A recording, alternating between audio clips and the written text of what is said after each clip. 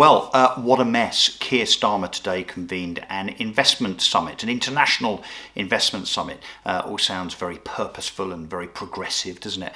Except for a couple of things, as I will now go into, which are typically laughable with regard to the state of this hapless Labour government. So first things first, so Keir Starmer convenes this investment summit to make it look good that lots and lots of people want to invest in this country now that he's Prime Minister, now that this wonderful Labour government is in place.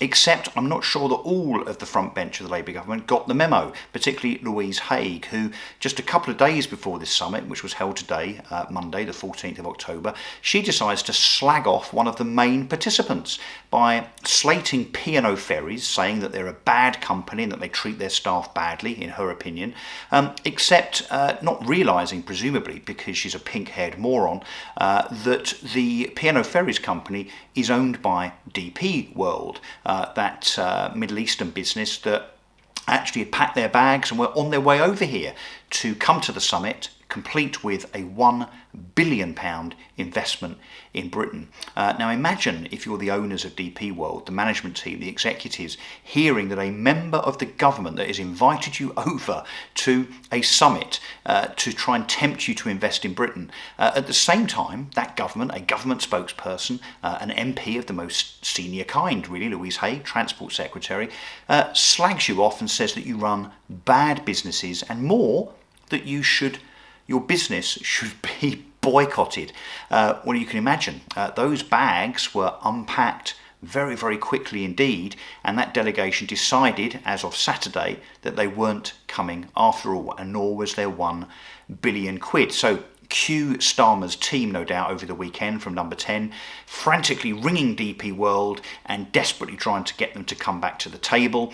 No doubt offering them all sorts of additional and extra taxpayer-funded incentives to try and get them to come back. So now they are back. The £1 billion, of course, is still very, very questionable in terms of whether they are going to invest it. But if they do, it's no thanks to Louise Haigh. What an absolute and utter moron. And the fact that as I'm sure we'll find out, and in fact I might even submit a Freedom of Information request myself, I bet getting them back here, getting them back to the table, required additional subsidy stroke incentive to try and ensure that they were enticed back, which, yes, will be at taxpayer cost. Talking of £1 billion, one of the things that Keir Starmer announced today at the Investor Summit was the fact that the Manchester Airports Group, MAG, have said that they're going to invest £1 billion in Stansted Airport, which is wonderful. Stansted Airport, not far from where I live here in Essex. Of course, we're flying more. Relatively now, airline travel is very, very cheap. So a wonderful thing. I think Heathrow, Gatwick, Stansted, all of them should be expanded to allow for more travel. That then obviously gives us all more choice and also attracts, overseas visitors to spend money here. All good from my point of view. However, it turns out that MAG and their £1 billion, well, MAG, Manchester Airport Group, is 65% owned by Manchester councils, the likes of Manchester City Council, and indeed by 8 or 9 other Manchester councils. They own 65% of MAG. So in other words, the £1 billion investment is presumably coming from the councils, which of course in turn is your money, taxpayer money. So rather than this being some wonderful and exciting investment from a bunch of overseas entrepreneurs, it's not that, I'm afraid. This is effectively a load of taxpayer-funded councils deciding to use hundreds and hundreds of millions of pounds of your money to invest in an airport. So not quite the accolade, the revelation, the triumph perhaps that Keir Starmer was trying to make us believe when he was at the lectern today at that particular investment summit. And just before I go, just think about this for a second as well. We're now celebrating, or rather the government are, the fact that they're investing our own money in an airport by way of presumably expansion, more flights, more air travel, which I guess means more carbon, doesn't it?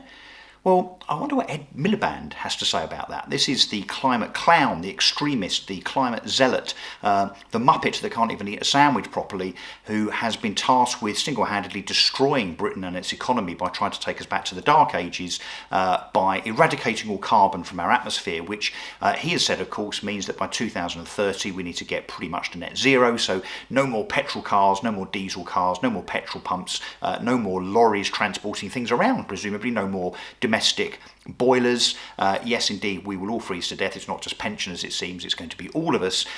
But how on earth does this hapless, ridiculously pathetic government square a circle where one mouth on the front bench is saying, isn't it wonderful that we've got this £1 billion, albeit of your money, for an airport expansion at Stansted, but at the same time, Ed Miliband over here, son bacon sandwich, saying, well, actually, I'm not for that. That's not really what I'm all about, because I want to see the eradication of carbon and therefore, presumably, one would imagine, a reduction in air travel, like he wants to see a reduction in everything else that seems to kind of move or use any fossil fuel at all. So join the dots, because clearly the Labour government are not doing so.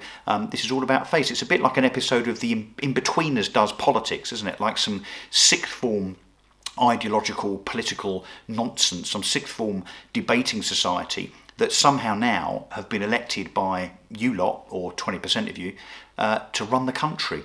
It's not going very well, is it? Oh well. Next instalment of this, I'm sure, very, very soon. I'm seriously considering doing a daily video based on the haplessness, the pathetic approach, the lunacy, and the incompetence of this government. So maybe that will require more than one video a day. Let's see. I'm Russell Quirk. This is Straight Talk.